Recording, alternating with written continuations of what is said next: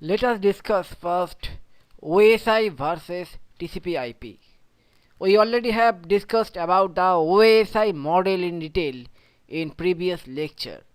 So OSI is a conceptual model used for network communication. It is not implemented entirely, but it is still referenced today. On the other hand, TCP/IP is fully based on practical implementation, which make internet possible.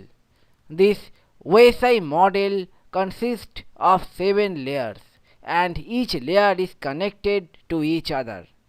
The data moves down the OSI model, and each layer adds additional information. The data moves down until it reaches the last layer of the OSI model. When the data is received at the last layer of the OSI model, then the data is transmitted over the network. Once the data is reached on the other side, then the process will get reversed. TCP/IP has 4 layers, where the first application layer includes first 3 layers of OSI model, and the fourth layer includes last 2 layers of OSI model. You can see the diagram that is shown over here. The TCP model stands for Transmission Control Protocol, whereas IP stands for Internet Protocol, a number of protocols that make the Internet possible comes under the TCP/IP model. This model consists of 4 layers. Now we will look at the diagrammatic representation of the TCP/IP model. Let us discuss about the application layer of TCP/IP model. It is a topmost layer which is equivalent to application, presentation and session layer of OSI model.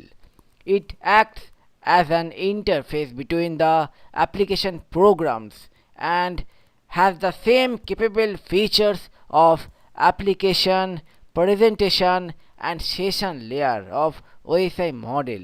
It uses protocol like SMTP, HTTP, HTTPS, FTP, NTP, SSH, Telnet, SNMP, etc. all work on this layer.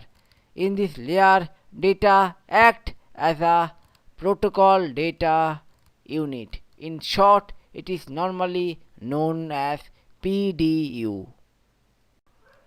Let us now discuss about the transport layer.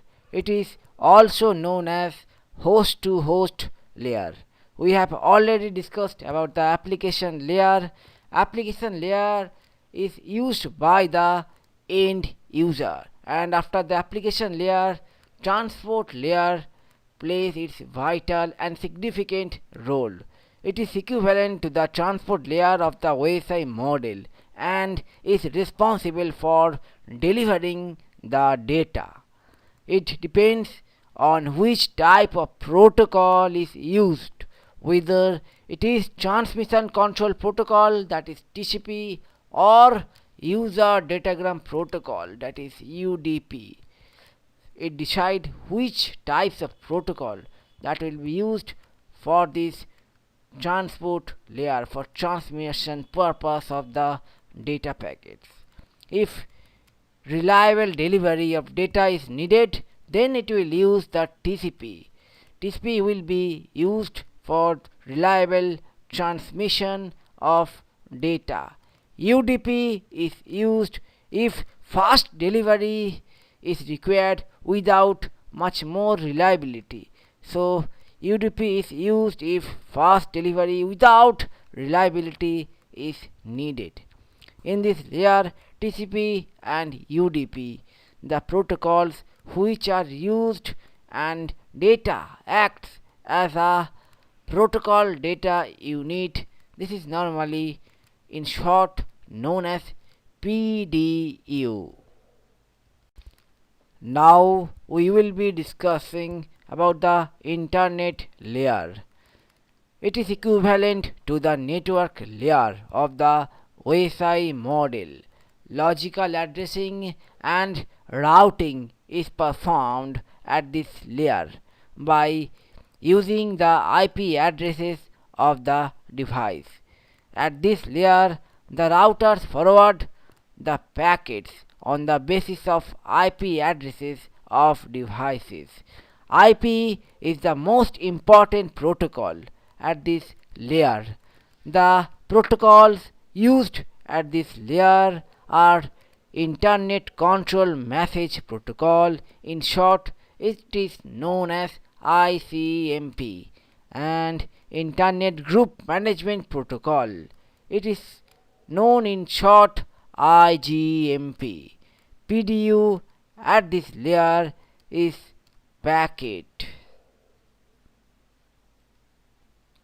We already have discussed about the internet layer, which is equivalent to the network layer of the OSI model, where the destination and the source IP addresses are added to the data packet to find the exact route for the routing process and to find the exact intended network for reaching the packet to the end destination.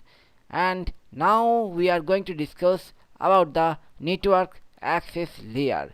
It is equivalent to the data link layer and the physical layer of the OSI model. Hardware addressing is done at this layer. It defines protocols for physical transmission of data.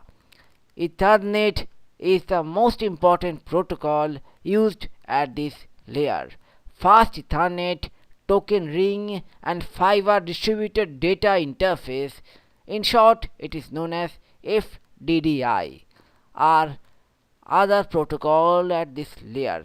PDU at this layer is called frame, and normally the end device within the same network are being identified as the MAC address. MAC addresses are the unique identity for each and every devices, which can be found ultimately in the network for receiving the intended data packet.